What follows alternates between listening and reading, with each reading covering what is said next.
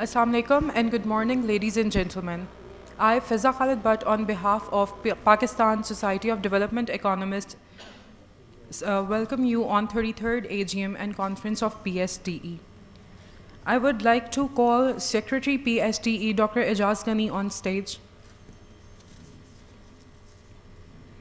Patron PSDE Dr. Asad Zaman.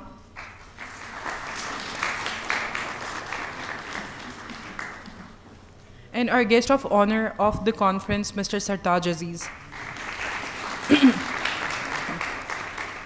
Mr. Sartaj Aziz is a renowned economist and a strategist who is serving as Deputy Chairman Planning Commission currently. He has served as a member of the Federal Cabinet, as the de facto Minister of Foreign Affairs, also a federal senator, and a National Security Advisor. He has been associated with PSD for long, and we are very proud to have him here as our chief guest today. Welcome, sir. Sir, I would request you to please announce the conference open. Declare the conference open. Thank you, sir. I would like to start the event with the name of Allah. For that, I call Mr. Hafiz Muhammad Inamullah to come and recite few verses from Holy Quran.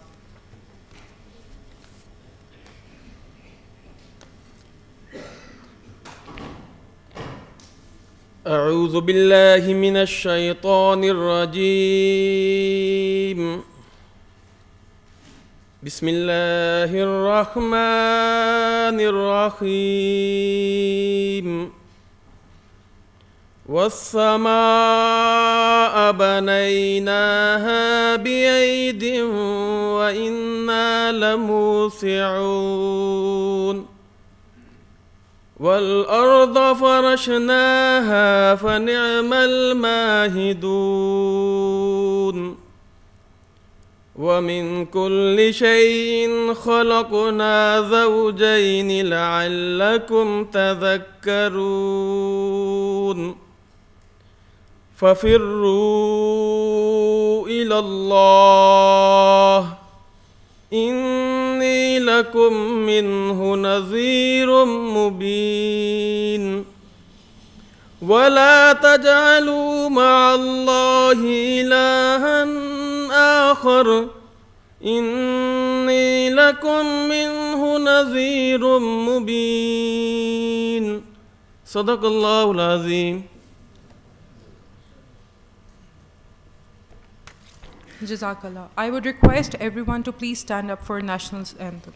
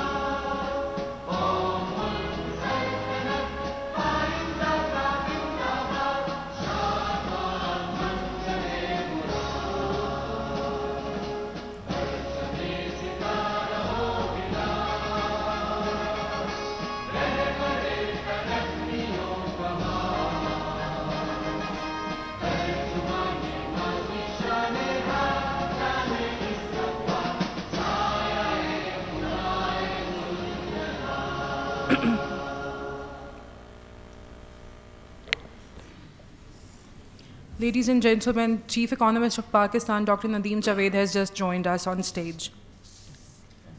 I would like you people to know about Pakistan Society of Development Economics a bit. I know many of you already know, but just again. Pakistan Society of Development Economists is the only Pakistani professional association of economists and other social scientists. The society was formed back in 1982. The society provides a platform for academics and policymakers for exchange of ideas on the pressing economics and social problems facing by Pakistan. This legacy is continued today, and we all are here to do the 33rd Annual General Meeting and Conference of Pakistan Society of Development Economists. This society is being running under umbrella of Pakistan Institute of Development Economics, which is celebrating its 60th year this year. Now, I would request Secretary PSDE, Dr. Ijaz Ghani, to tell about the theme and other things related to 33rd AGM.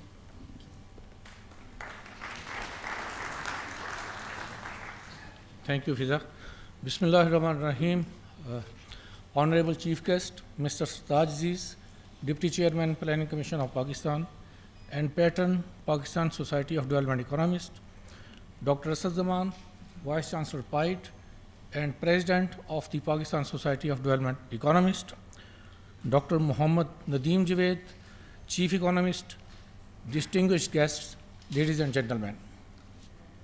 It gives me great pleasure to welcome you all to the 33rd Annual General Meeting and Conference of the Pakistan Society of Development Economists. I would especially like to welcome and thank our Chief Guest, Mr. Sartaj Aziz, who has very kindly spared time from his busy engagements to grace this occasion. I welcome our distinguished speakers, panelists, discussants, and presenters who have traveled from abroad and from within Pakistan to participate in the conference. Ladies and gentlemen, the Society is the only Pakistani professional association of economists and social scientists that provides an institutional framework for exchange of ideas and for professional and research development. Through its annual meetings, it has provided an effective forum to promote dialogue among academics, researchers, and policymakers on important economic and social issues. PSDE, being the pioneer professional forum of economists in Pakistan, has been performing a number of academic and professional activities for more than 3 decades. The holding of annual general meeting and conference is an annual event to provide a consistent forum for policy debate and action-oriented solutions. The galaxy of prominent academics, which gathers here from around the globe, not only provides wisdom on critical development issues, but also generates meaningful dialogue on economic policy. Since its inception in 1982, the Society has been at the forefront of the development discourse in Pakistan. It has fostered intellectual thinking and scholarly debate that have helped develop ideas for tackling diverse challenges facing a developing country like Pakistan. The Society's membership has steadily increased to more than 1,800 members, including Nobel laureates and eminent scholars from around the world. The support and active participation of these members in the annual general meetings have kept the Society vibrant and have been vital for maintaining high standards in lectures, panel discussions, and research papers. I am pleased that Pakistan Society of Development Economists has taken the initiative of organizing this year's annual general meeting and conference on the theme, Redefining Prosperity Paths in Changing Global Economy, Opportunities and Challenges for Pakistan. The sub-themes of the conference include industrial development, quest for prosperity, innovation, productivity, and economic growth, impact of fourth industrial revolution, agricultural reforms, financial liberalization and business development, social capital and economic growth, macroeconomic policies, brain and brawn for change, and tapping the regional economic integration. Technical papers on the theme and the sub-themes will be presented in 12 technical sessions during the 3 days of the conference. These papers deal with more scientific questions on Pakistan's development experience and the way forward using rigorous methodologies. The 33rd AGM will certainly provide a great opportunity for policymakers, academics, and other stakeholders to discuss and debate various issues pertaining to Pakistan's economic development in the rapidly changing global economic environment. The research papers on various aspects of major themes and sub-themes focus on critical dimensions of economic development and provide policy ideas relating to Pakistan's future progress. Having experienced the previous AGM and conferences as a participant, joint secretary, and secretary of the society, my aim was to take PSDE as a professional organization to new heights. This included extending the activities which were initiated by earlier secretaries to the AGMs and conferences.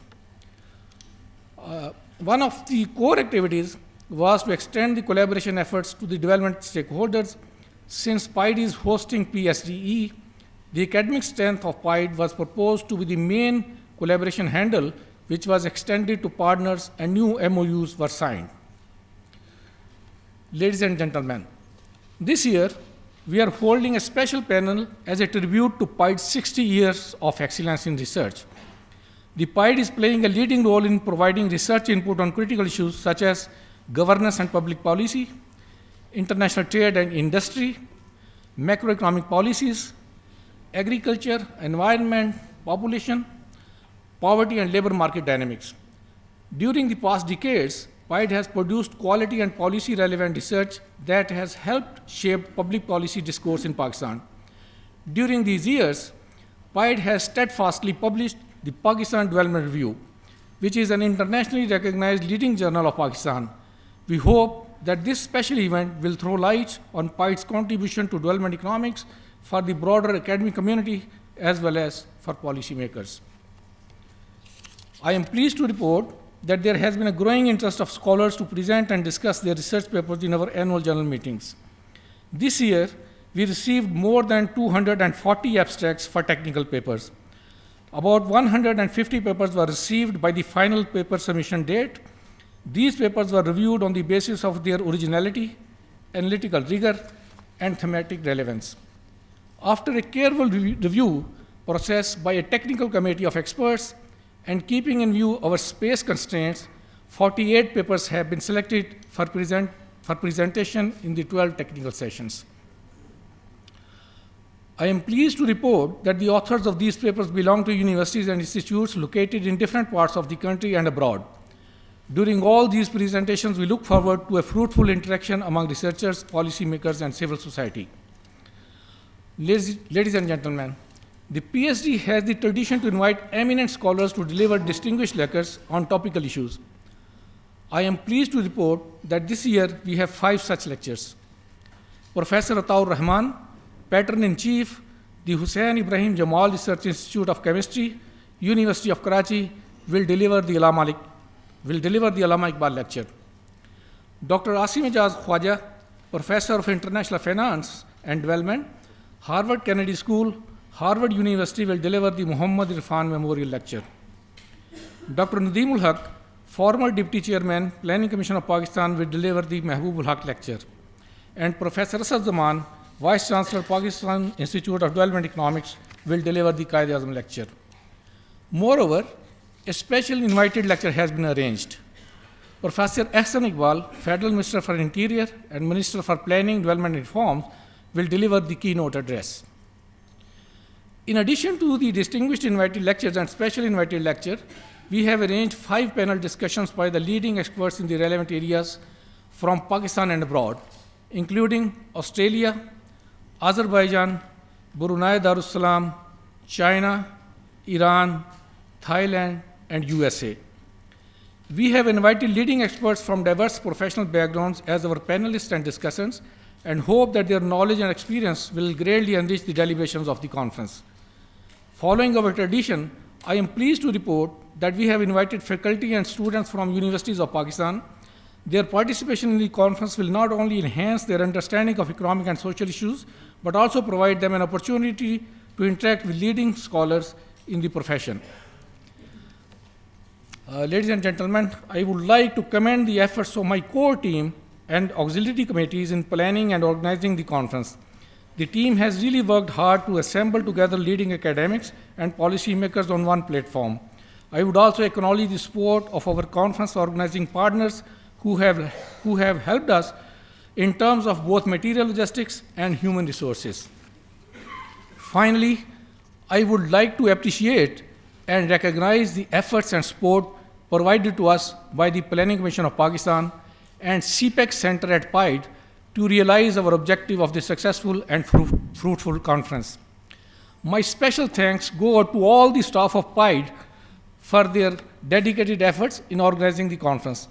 I am hopeful, inshallah, that the 3 days conference will come up with useful policy prescriptions that can feed into the policy making process and eventually help make Pakistan a fast-growing, internationally competitive, and prosperous economy. Thank you very much.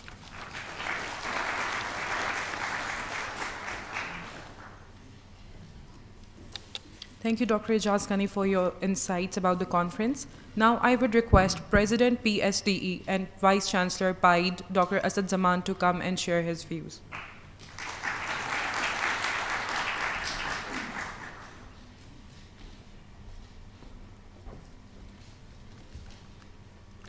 Bismillahirrahmanirrahim. Welcome all to this 33rd AGM. I am going to talk about the future of economics in the 21st century.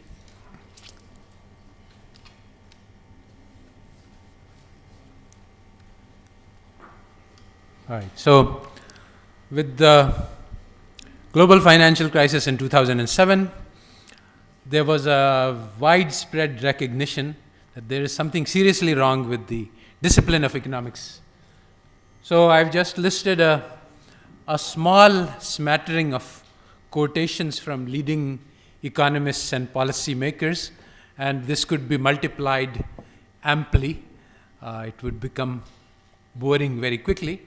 But for example, the head of the Federal Reserve Board said that today they are using toy models to forecast economies. We don't have anything real and substantial on the ground which can actually be relied upon in industrial strength applications that we are making.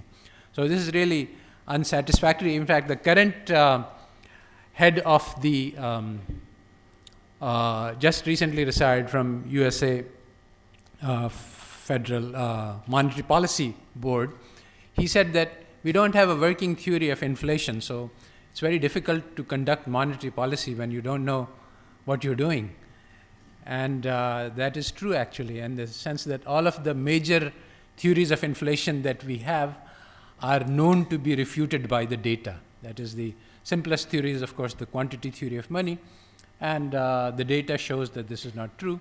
And then there are many, many more, 5 or 6 major sophisticated theories, all of which can be proven wrong by the data. So there is no existing currently any valid and viable theory of inflation. So we are working in the dark as it is. Olivier Blanchard, famous IMF chief economist, he says that the assumptions that we use in the macro models, the DSG, are not just wrong, but they are profoundly at odds what we know about the real world. Romer, another famous economist, said that whose textbooks are taught all over the world, for the past few decades, macro has been going backwards, and it's completely unscientific, and we use concepts like phlogiston and any non-existent entities to explain real-world changes. This is the among the economists, but the problem is widely recognized outside the profession. So the Queen of England went to the London School of Economics and said, "Why didn't you guys tell me anything? How come nobody saw this coming?"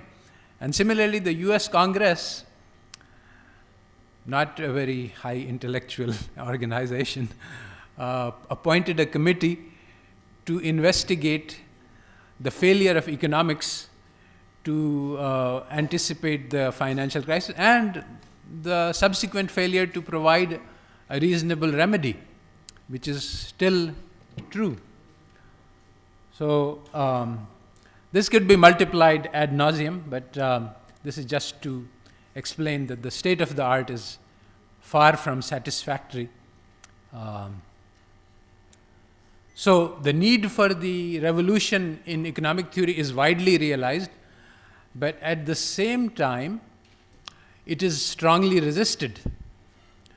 Since the global financial crisis, mainstream economists have consistently been producing seriously wrong forecasts. Very seriously wrong policies are being made on the basis of theories which are known to be wrong. The Wall Street risk managers are still using the same arch-garch models which failed completely to predict the risk in the global financial crisis. There's just no alternative. Although there are alternatives, but actually there is a resistance on the part of the orthodoxy to change.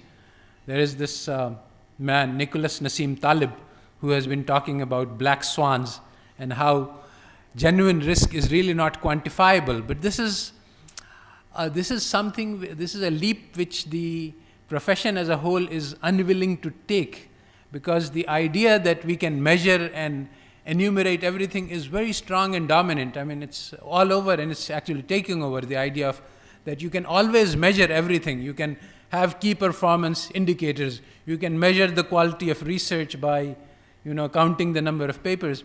This is fundamentally a wrong idea, but this is the dominant idea, and it's very resistant to change.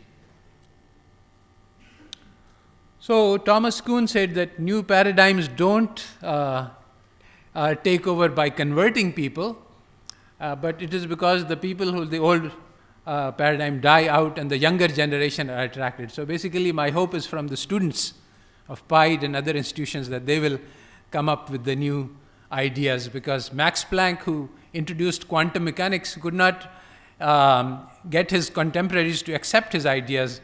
So eventually, in his desperation, he said that, science progresses one funeral at a time. Paradigm shifts are very difficult to achieve. You have to catch people young and train them in the new. So the question is, who will launch the revolution that is everybody recognizes the need for?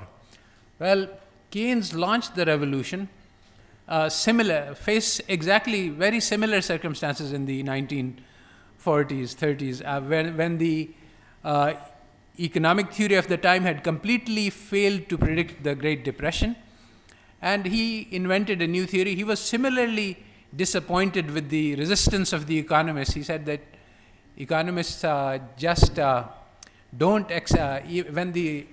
when the facts are at variance with the theory, they don't change their theories.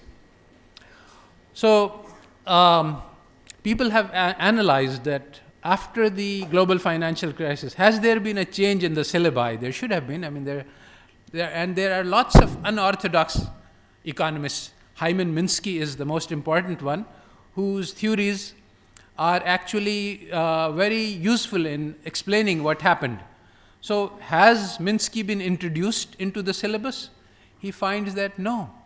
Minsky and even Keynes, who was discarded, he should have been brought back. His ideas are relevant to understanding the global financial crisis. But in fact, in the syllabus at the leading universities, it's business as usual, no change. They are treating the same theories which led to the financial crisis. So I'm saying that, and why? Why is it that there is such a resistance? Well, there are all these thousands of people who are entrenched in positions of power whose status is threatened by these new theories, and they are producing graduate students. Every year, 3,000 or more graduate students come out, and they are in the job market. And so there is a huge amount of money, prestige, reputations, rank, which are involved. One very famous incident that occurred some 30 years ago was that some people realized that the idea that calories, in the health industry, the main culprit for the heart attacks, the cholesterol, is not, contrary to what's widely believed, oil and ghee, but rather it's sugar. But the people who found this research launched a revolution, and the mainstream people had already staked out their position. And so this research was ridiculed and discarded, and as a result, America became obese. So these things happen, that it's not, the truth does not prevail. Actually, it's power and status and rank and prestige and entrenched orthodoxy which governs what is going to be said. So the point is that in the USA and in the mainstream countries, the orthodoxy is very deeply, solidly entrenched. So there is much more hope of launching a revolution here in the periphery than there is in the heart, in the main stream. So that's just preliminaries. Now we come to how can we rebuild the discipline of economics. So actually, for that we have to retrace the steps. How did we get to this point? So it turns out that if you look at the history of ideas, how economics came to be what it is today, you find that when you retrace the steps, there are three major mistakes that were made. And each of them has had a dramatic impact on the shape that economics takes today. And each of these, as I said earlier, the truth doesn't win always. In fact, as the Bible says, that the battle is not always to the strong, nor the race to the swift. So very often it happens that by historical accidents, the wrong party wins, and then their ideas become dominant, even though they are wrong. So the first major mistake was that there was everybody knows there was a big battle between science and religion, in which science won the battle. Now there's lots of detail as to what really happened. But from our point of view, what happened was that the West suffered trauma because of this rejection of religion. And as a result, they started to distrust anything invisible. So, and they started to worship science, and they said that science is the only source of valid knowledge. Now, that is a problem, and science obviously produces valid knowledge, there's no doubt about it, but there are other sources of knowledge. For example, I know how my wife feels by looking at her. Now, that is not science, it is the communication of the hearts. And there is, in fact, most of the knowledge that we use in our lives is not scientific knowledge. It is personal, experiential. It varies from moment to moment. It cannot be systematized, and so on. So throwing out that kind of knowledge, and actually morality was also thrown into the garbage. That was a major problem. We will discuss later more in greater detail. The second problem occurred in the 1890s or so. There was a battle of methodologies. And again, due to historical accidents, the wrong team won. I mean, there was economics, if you just think about it without having preconceptions created by textbooks, how would we study the economics of Pakistan? Well, we will have to look into history, what is being produced, which factories are operation, who did what to whom, what was the politics, what was the... but economics does nothing like that. Economics starts out with mathematical equations. Why? Because economics is trapped in the battle of methodology. The historical context and the qualitative ideas that were at the heart of economics before then were thrown out and replaced by a mathematical and scientific law framework, which is actually the wrong approach to economics. And the third major mistake occurred in the early 20th century by this emergence of this philosophy called logical positivism, which is actually a mistake, and it was discovered to be a mistake. Logical positivism is a particular understanding of science. It says that science deals only with observables. Now, this is very strange because we know that science deals with gravity and with electrons, with huge numbers. So positivists had found a very clever philosophical maneuver in which they found that you can take every observable and replace it by its equivalent unobservable. And they thought that this would be, so basically this comes from, again, the deification of science and the rejection of religion, the unseen. When you want to reject the unseen, they wanted to reject electrons and gravity as well. But of course, you can't do that. And later on, in the middle of the 20th century, this philosophy collapsed. And it was realized that you cannot do what they... But regardless, it became extremely popular in the 1930s, Lionel Robbins reconstructed the foundations of economics on positivist grounds, and he rejected the earlier definitions of economics. And this new definition, the scarcity definition, which we all now know and use, is actually based on foundations which are known to be wrong. So I'll go into a little bit greater detail about these three mistakes. So we've already discussed how.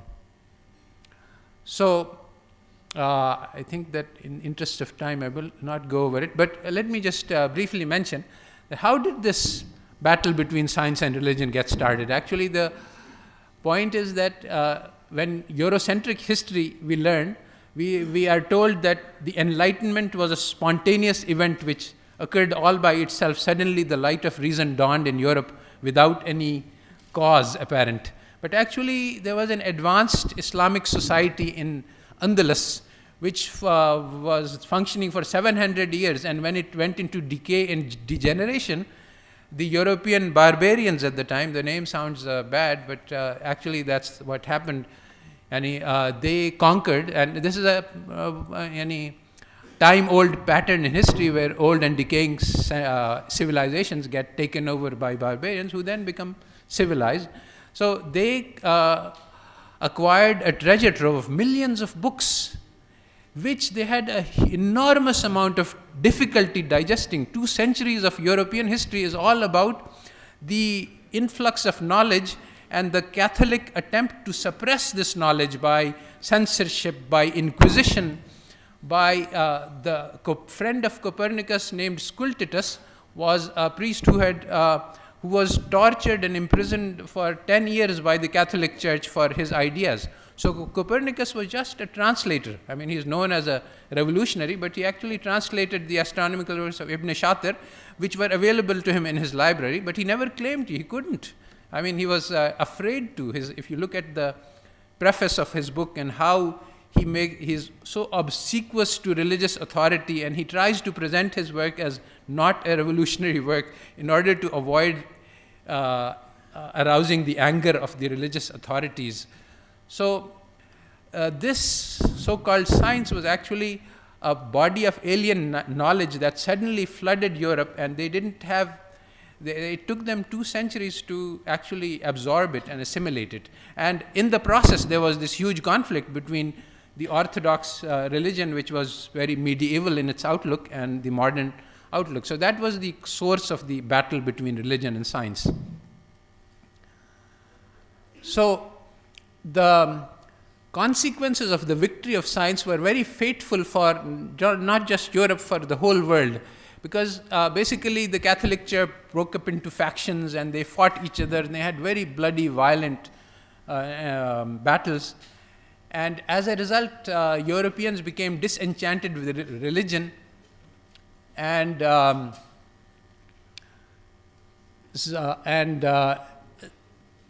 Max Weber has explained how actually the Protestant ethic, you see, the Catholic religion was extremely otherworldly. They said, the monks take vow of poverty is the ideal state, and not being married is the ideal state. So marriage is a concession to weakness, and so on. This is very different from Islam, which says that you should not be a monk and you should not retire to caves, and you should live in the normal life. So some rejection of these ideas went to the other extreme, and some Protestant factions began to think of wealth and worldly materials as being a sign of the favor of God. And this actually, Max Weber points out, this is what this was the foundation of capitalism. So one of the effects of this was in increasing materialism, but the other effect, which was equally important, was that the morality, you see, economics was a branch of moral philosophy. This was dropped from science, from economics, because science is completely blind to morality. Science can tell us about the material world, but what's inside the hearts of men, what is good, what is evil, science has this is not its domain. And so when science became considered as the only valid source of knowledge, then all possible access to morality was lost. So what happened was that there were alternative theories of, you cannot live without morality. We have to know what is good and what is bad. So alternative theories of morality were developed. In fact, Jeremy Bentham was the prophet of a newly founded religion of humanity. And what he said is that, after, of course, rejecting Christianity, he said that basically pleasure and pain are our guides to morality. If something makes me happy, that's good and moral. And if something hurts me, that is bad and immoral. And that is the theory of utilitarianism, which is currently also a philosophy. And that is at the heart of modern economic theory. So this is a really serious problem, because this pleasure-pain principle does not actually provide a sound basis for morality.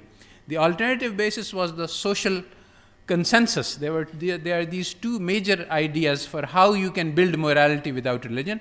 One is this utilitarianism. The other is the social contract, which says if we all agree to something, then it becomes moral.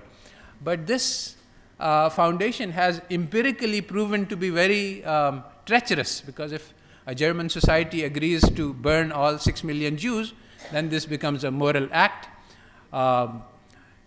Just when I went to the USA, homosexuality was considered immoral, illegal. It was a crime. It was a psychological disease. In the 1990s, it's normal. To talk against it is a crime, and you can get into jail. So there is no foundation for, things can change. If we all agree to X today, we can all agree to the opposite tomorrow. So it doesn't provide a solid basis. So economics is actually, some of the major issues in economics involve morality, and human beings are intrinsically moral. It is not that we are born with a sense of justice. And this has been proven over and over again by experiments. It's not. So modern economics, because it excluded morals, it teaches us some very poisonous things about how human beings are inherently selfish. And there is this concept of the sub-game perfect equilibrium. What it says is that in a game, if you make a commitment at an earlier stage of the game, and at a later stage it is to your advantage to betray that commitment, then you should betray that commitment, because everyone always seeks self-interest. So this was actually taught at Harvard, and there was a big scandal at the time that Harvard is teaching immorality. But economists are told that it is in our self-interest to betray the other party in the famous game theory model called prisoner's dilemma, when actually it's simply false both empirically and rationally. If people forego self-interest for the greater good, actually it helps everybody. And there are so many cases where if we all agree that we will not pursue self-interest, then the whole society is better off. This is a very common situation in the commons and so on. But economists believe otherwise. They have been trained to believe otherwise. So Ariel Rubinstein, who is a very famous game theorist, he said, economists are victims of game theory.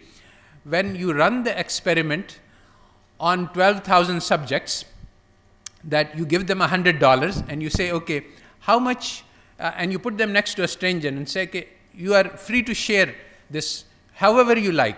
So now economic theory predicts that you will take everything, because you are maximizing your utility. Every human being is greedy. But actually about half of these people split 50-50.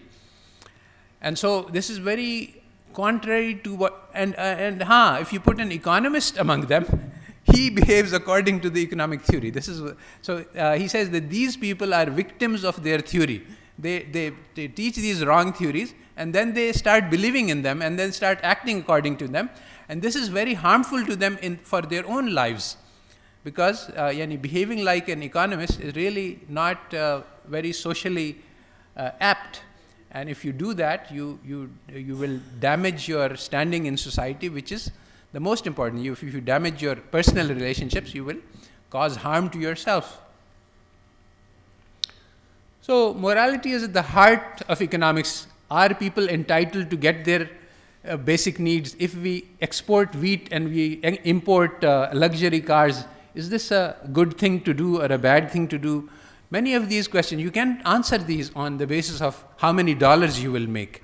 Economists are confined to calculating how many dollars this will make, but the real issues they are unable to address. If we say, economists say, for example, that okay, you should have free competition. If your industry collapses, fine, let it collapse because you don't have comparative advantage. But what about all those lives, all those people who lose jobs and the effect on their families? This is not taken into account in the economic calculus.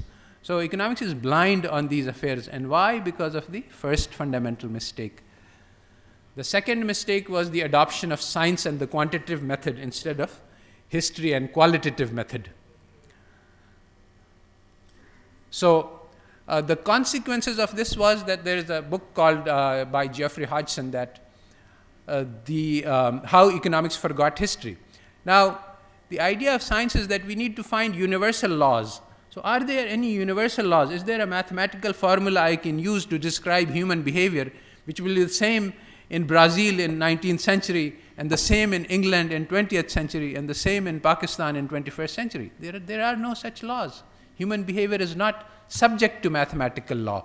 So the idea, similarly, you see, if you look at economic trade theory, you look at the PhD text, you will find that it's full of equations and mathematics. But now, if I want to study the trade between Pakistan and India, I will have to look at history, the context, what are we producing, but according to the scientific view, we are not interested in those things which are historical, local. I mean, if I come up with some idea about what we should do today, that will not be true tomorrow. But then it's not science, because science is something which is time invariant, which is a universal law. So this leads to massively bad theories. I mean, if I want to study economics of the 20th century, I should study the World War I, World War II, its impact on Europe, etc. In no graduate program in economics will you be taught this, because this is just history. So how can students learn what economics is if they don't understand the historical context? Even economic theory itself is a product of history. And if you want to understand what economic theory is, you have to look at the historical origins. So this is what leads to the poverty of economics in terms of its ability to deal with modern problems. So what are the remedies? Well, we have to put all of these things back which were taken out. We have to put back historical and political and social context. Institutional, you see, actually there's a lot of body of knowledge we can call upon. Before the 1930s, economics was at least situated in history, and they did have more sense about human beings and their nature. The welfare structure, what is human welfare? This is again something which economics is completely blind about. New studies called happiness, started by Easterlin, who was my colleague in Pennsylvania, have revolutionized the subject and have shown that, our mad pursuit of wealth does not actually bring happiness to anybody. So maybe we should try a different strategy. I'm going to pass over this since time is short.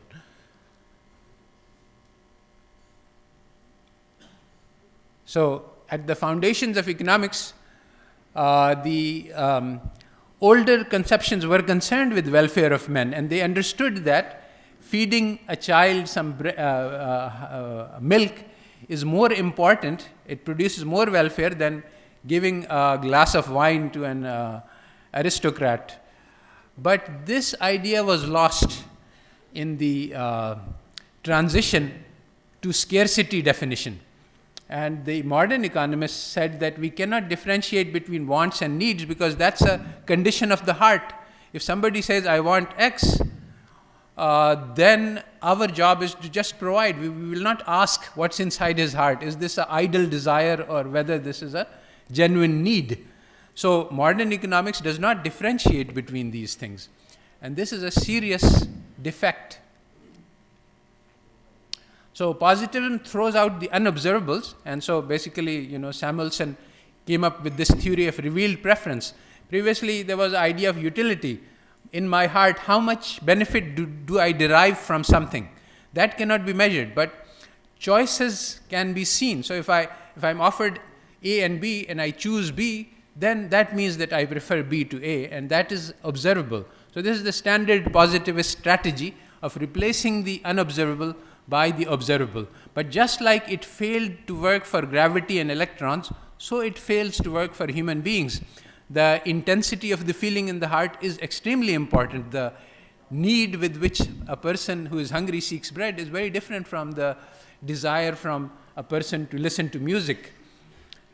So, but economics no longer differentiates between the two, whereas it used to be done.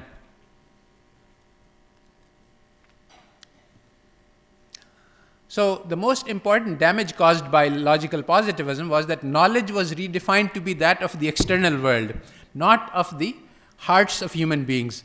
And economics is all about making people happy. So, unless you know something about using material means to achieve happiness, welfare, satisfaction. So, if you are blind to what's inside the hearts of men, that this is a goal you cannot achieve, and we see the results, the massive amount of damage being done to environment, communities, the fact that there are 8 people who own half of the planet and 3.5 billion people have less. All of this damage being done because people are blind to the lost their compassion for the poor. So what are the solutions? Well, as I said, the solutions are not accessible in the mainstream, in the heartlands of economics, but here in the periphery, we are free to make changes. So, the first priority is to create a realistic theory of human behavior and welfare. Humans do not maximize utility, that's conclusive. Human beings are social, their behavior is governed by cultural norms. Human welfare does not depend on consumption. This is a major mistake that economists make, that we should maximize our consumption. The mistake is very easy to understand. It's like if you're hot and thirsty, if you drink Coca-Cola, it makes you happy, of course. But if you think that this is the formula for human happiness in your life, then you are seriously mistaken. And actually, this is exactly the formula which is being taught to the world, that how to be happy, just consume more goods. And unfortunately, people are taken in by this false philosophy. But the studies of happiness shows that happiness does not depend on consumption. It depends on character. It depends on cultivating certain inner characteristics of the heart. And these things are completely out of the curriculum because this is not positive. This is not observable. So we need to reintroduce these. Similarly, when we talk about human development, we talk about capabilities, how to provide people with job skills. That is a peripheral matter. It's the teaching people. Actually, human beings have immense amount of potential. How can we teach a human being to be a really human being? That was actually what the Prophet ﷺ did. He taught people how to be human beings, and that is what launched the revolution. So there is a huge amount of existing research which can be harnessed into this new agenda which we are working on. So it has been recognized that there are no mechanical rules which people follow, but there are certain heuristics of behavior, and they are being very actively studied. And we can use these, and we are studying these. The textbooks on behavioral and experimental economics are working with real human behavior, and they are providing lots of insights, and we are incorporating this into our studies. There is new methodologies, new methods for studying the complex economy, which we are utilizing. The economist, the modern economic theory is handicapped by a very simple thing, that computers did not exist when it was invented. And to this day, the mindset of the economist theorist is to formulate the problem in such a way that he can solve it on pencil and paper. Unfortunately, the economy is so complex that it's impossible to do that. So what you can do today, which was not possible 30 years ago, is that you can create an economy with thousands of agents, give them all different complex rules of behavior, which we know how to do now, and then feed it to the computer to tell me what will happen. So this methodology, which is called agent-based modeling, we had a course on that last semester, and we are incorporating these new ideas actively. The economists work with disequilibrium models. That's based on 19th century physics. Today, people who study dynamic systems, actually Lucas enshrined this into the heart of economic theory by saying that only equilibrium is admissible as a consistent model. And this is really a huge mistake. In fact, this is one of the mistakes that led to the global financial crisis, because they couldn't conceive of the idea of disequilibrium within their theories. Now, people who study dynamic systems know that equilibrium is not any systems are mostly in disequilibrium, and it's the disequilibrium dynamics which governs the behavior of the system. If you refuse to study disequilibrium, you will never find out how the system behaves. Now, if you look at the textbook Varian, he starts out by saying that we are committed to maximization and equilibrium, two things which have been proven wrong. That we don't want to talk about anything which goes outside of equilibrium. So these are the driving ideas. Then there are tools which are mathematics, statistics, and econometrics. Again, in all of these areas, there have been major innovations. Today, for example, all over the world, people are teaching mathematics based on Alpha Chiang to economists. And basically, this methodology is to teach economists how to solve mathematical problems on pencil and paper. Now, actually, this is an obsolete technology. Today, what we need to do, if we want, we can teach students very advanced mathematics very easily by teaching them how to formulate and conceptualize the problem and then feed it to the computer. They don't need to use the calculus to solve that problem. It's like teaching students how to multiply two 10-digit numbers by hand.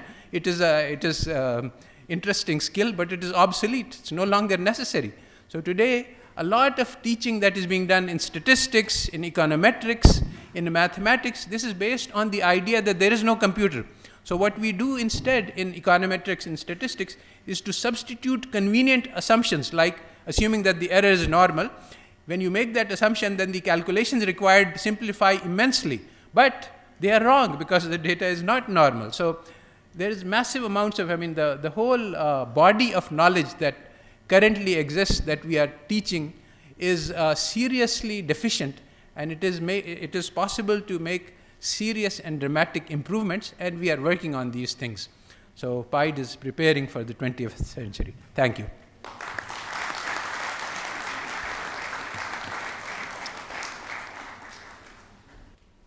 Thank you, Dr. Asad Zaman. Now, I would humbly request Mr. Sartaj Aziz to come here, to come and please give his lecture of honor. Thank you.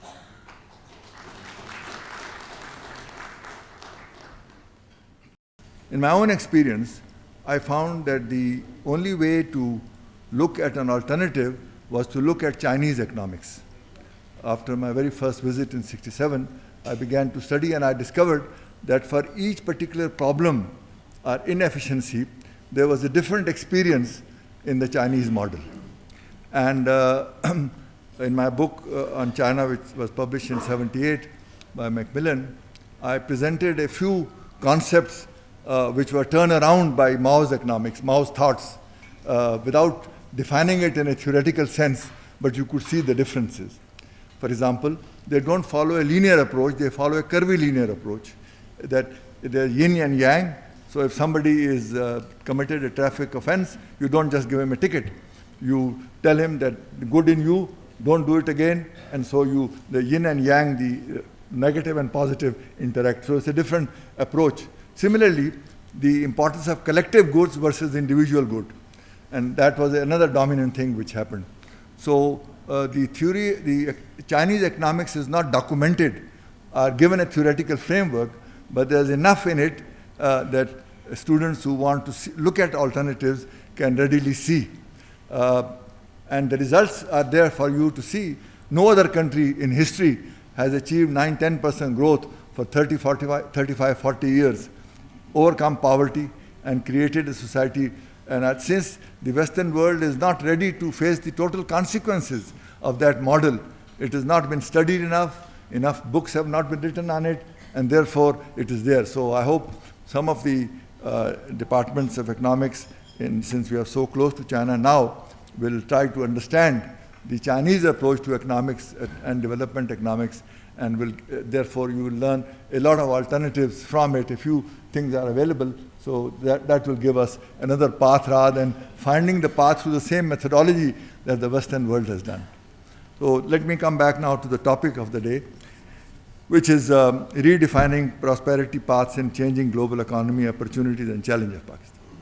Since this is a gathering of development economists, there will be extensive discussion on different aspects of the Pakistan economy, and particularly because there is a big debate, is the economy really in a bad shape?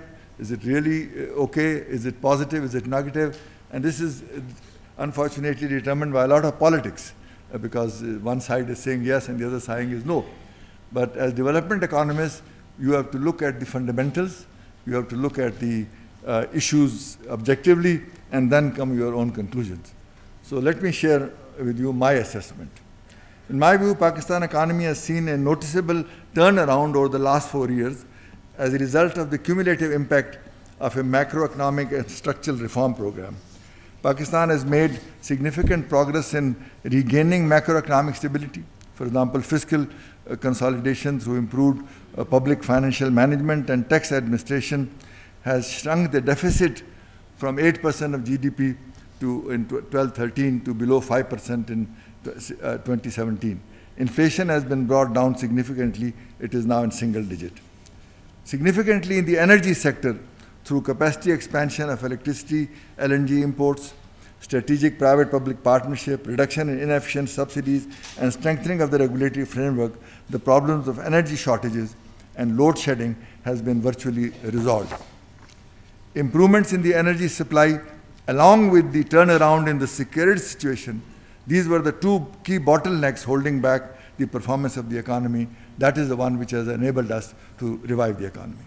Overall economic growth has accelerated, and real GDP growth was 5.3% last year, which was the highest in 9 years. There has been a broad-based pickup in all the major sectors, including manufacturing, agriculture, and services. Higher infrastructure spending by the government and low interest rates also provided a boost to domestic demand. The international rating agencies are optimistic about Pakistan's economic performance and are predicting Pakistan to emerge as one of the fastest growing economies in the world in the coming years. Last month, Pakistan successfully executed 1 billion 5-year Sukuk and 1.5 billion 10-year Eurobonds transaction at a profit rate of 5.6 and 6.8 respectively. The order book for Pakistan sovereign bonds was over 8 billion. However, the government decided to pick up only $2.5 billion in order to ensure low final yields on the Sukuk and Eurobond. This reflects the confidence of the global investors in the Pakistan economy. Now let's look at the global perspective, because in redefining prosperity paths for the future, we have to carefully analyze the dramatic changes that are taking place in the world economy.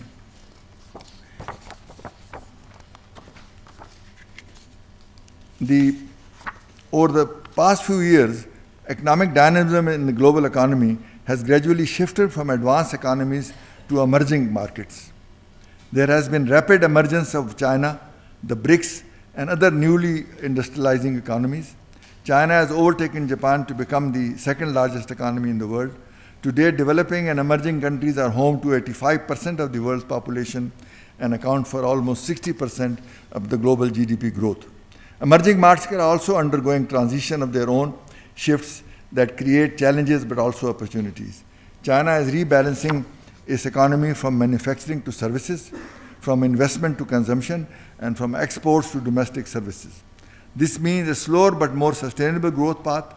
This transition has its effect, especially through trade. China is now among the top 10 trading partners for over 100 economies that account for about 80% of the world GDP. It is also Pakistan's largest trading partner, accounting for almost 23% of its total trade, almost $20 billion. As China moves up the value-added chain, it will reduce its production of some labor-intensive goods. This is an opportunity for our country to retool our economy to realize this advantage. Moreover, the major economic powers of the world, including the US and the European Union, are facing structural issues, including aging population, growing debts, and weakening financial institutions. On the other hand, the global financial crisis has brought about a shift in policies that will allow a greater role to the public sector in steering the national economies. Recent political developments in the United States and European Union are expected to further shift the balance of global economic power as these economies become more inward-looking owing to domestic pressures. Furthermore, these changes in the world economy are also changing the structure of global output and trade. So these are the changes that we have to keep in mind in looking at new opportunities that may arise. Because in view of this rapid transformation of the global economic order, it is necessary for Pakistan to reposition itself in the world economy. No doubt, our outlook for growth is favorable due to China-Pakistan Economic Corridor investment, improved availability of energy, and growth-supporting structural reforms. In Pakistan, growth is also projected to remain at about 5-6%, driven by strong consumption, improved security situation, rising investments, and supportive macroeconomic policies. Pakistan has implemented some difficult reforms in the past 4 years. Now, with a more resilient economy and growth picking up, Pakistan has reached a moment of opportunity. It can now embark on the next generation of reforms to generate higher and more inclusive growth and tap into the dynamism of the emerging economies. Pakistan possesses fundamental advantages that can be harnessed to prepare the economy for a leadership role in the global economy by becoming a regional food basket, because we have a lot of importing countries around us and we can be surplus, and an engineering hub, because we have a lot of skills historically in the engineering sector. Pakistan has a fast-growing middle class that can serve as a backbone of the economy in the years to come. In addition, every year, more than 2 million young people enter the job market. This could be a tremendous opportunity for growth, but how can we absorb so many new job seekers when the global economy is growing so slowly? Clearly, in this environment, Pakistan needs to rely on the strength of its own policies to generate more growth and jobs and to join the group of dynamic emerging economies. For a start, buoyant and potentially productive sectors in the economy of Pakistan have to be targeted. One of the key areas that have historically worked in absorbing youth and accelerating overall economic growth and development has been the manufacturing sector, which has been in a crisis in Pakistan. Yet, over the last decade, Pakistan manufacturing sector has grown at an average of 5%, despite significant challenges, including the energy crisis and the domestic security situation. This shows the resilience of our entrepreneurs, which is critical for sustaining the growth momentum. Pakistan's industrial sector is the third largest sector of the economy, accounting for 19% of GDP. Now, under CPEC, there is great potential for industrial development in Pakistan. One of the critical tools for accelerating industrial development agenda will be the establishment of special economic zones. There has been a considerable increase in the special economic zone around the world, from 176 SEZs in 47 countries in 1986 to 3,500 in 130 countries in 2010. SEZs not only contribute to national income but also provide employment, boost exports, and attract FDI. Successful SEZs offer immediate access to high-quality infrastructure, uninterrupted power supply, public facilities, and support services. Under CPEC, 9 SEZs will be set up in different cities of Pakistan. This number will increase gradually and will target sectors like food, pharmaceuticals, engineering, auto, and food processing. The next important sector is agriculture. For Pakistan, importance of agriculture cannot be denied significantly when more than 60% of population is living in rural areas and agriculture contributes 20% of the GDP. Agriculture and associated industries are essential to growth and to reducing mass poverty and food insecurity. Not only in Pakistan, but in all countries of the transition, rapidly rising rural and urban income disparities and continuing rural poverty are major sources of social and political tensions. The problem cannot be addressed through agricultural protectionism to raise the price of food, which adversely affects low-income net food buyers, or through subsidies. Addressing income disparities in transforming countries requires a comprehensive approach that pursues multiple pathways out of poverty, shifting to high-value agriculture, expanding non-farm employment in rural areas, and providing assistance to help move people out of agriculture. This calls for innovative policy initiatives. Agriculture in the 21st century is reinventing itself as a new business reshaped by globalization, standardization, high-value production, massive growth in demand both for food and the biofuel industries, retail and packaging innovation, and a ramp-up in efficiency.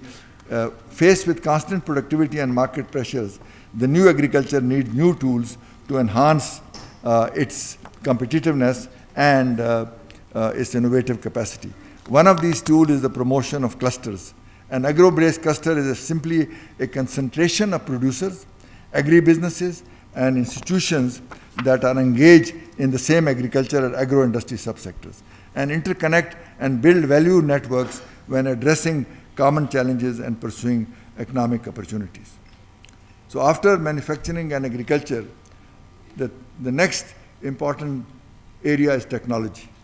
Globally, we stand at the thresholds of a technological revolution that will fundamentally alter the way we live, work, and relate to each other. In its scale, scope, and complexity, the transformation will be unlike anything humankind has experienced before.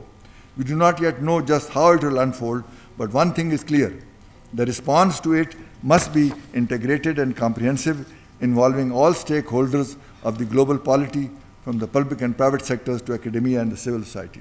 A fourth industrial revolution is building on the third industrial revolution. It is characterized by a fusion of technologies that is blurring the lines between physical, digital, and biological spheres. The speed of current breakthroughs has no historical precedent. When compared with previous industrial revolutions, the fourth is evolving at an exponential rather than a linear pace. Moreover, it is disrupting almost every industry in every country.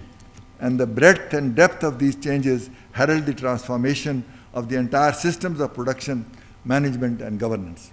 The possibilities of billions of people connected by mobile devices with unprecedented processing power, storage capacity, and access to knowledge are unlimited. And these possibilities will be multiplied by emerging technologies breakthrough in fields such as artificial intelligence, robotics, the internet, autonomous vehicles, 3D printing, nanotechnology, biotechnology, material sciences, energy storage, and quantum computing. Already artificial intelligence all around us, from self-driving cars and drones to virtual assistants and software that translate our invest. Digital fabrication technologies, meanwhile, are interacting with the biological world on a daily basis. Engineers, designers, and architects are combining computational design, additive manufacturing, material engineering, and synthetic biology to pioneer a symbiosis between microorganisms, our bodies, the products we consume, and even the buildings we inhabit. Like the revolution that preceded it, the fourth industrial revolution has the potential to raise global income levels and improve the quality of life for population around the world. To date, those who have gained the most from it have been consumers able to afford and access the digital world. Technology has made possible new products and services that increase efficiency and pleasure of our personal lives. In the future, technological innovation will also lead to supply-side miracle with long-term gains in efficiency and productivity. Transportation and communication costs will drop, logistics and global supply chains will become more effective, and the cost of trade will diminish, all of which will open new markets and drive economic growth. However, this revolution could lead to greater inequality, particularly in its potential to disrupt labor markets. As automation substitutes for labor across the entire economy, the net displacement of workers by machines might exacerbate this gap between the returns to capital and the returns to labor. On the other hand, properly managed, the displacement of workers by technology can result in net increase in safe and rewarding jobs. Therefore, there is an earnest and urgent need to prepare for these significant changes. Remittances for Pakistanis living abroad have played an important role in Pakistan's economy and foreign exchange reserve. Nearly 6 million Pakistani immigrants make up the world's sixth largest diaspora. In 2016, this diaspora sent almost $20 billion in the form of remittances, which is almost 77% of our GDP. Pakistan has such a strong bond with its overseas population. The conditions are further improving faster in order to strengthen the Pakistani diaspora. Diasporas of various nations are mutually beneficial to both sending and receiving country, but now with the outburst and growth of technology, we hope that our access to diaspora will enable us to access better knowledge, better experience from our diaspora to help win the battle that we face in the coming years, because their skills and other things are important. Finally, we need political stability, national unity, and a sound macroeconomic policy framework to take full advantage of the opportunities that I have just briefly described. We also need greater attention to our social capital. The push for economic growth in recent decades has led to substantial increases in wealth for a large number of people outside the globe. But despite huge gains in global economic output, there is evidence that our current social, political, and economic systems are accelerating inequalities rather than reducing them. Rising income inequality is a major cause of economic and social ills, ranging from low consumption to societal and political unrest, and is damaging our future economic well-being. So this is a problem we also have to address squarely to be able to take full advantage of the opportunities that arise. I hope the conference will have a meaningful discussion on both the challenges and the opportunities that we have in the coming years. Thank you.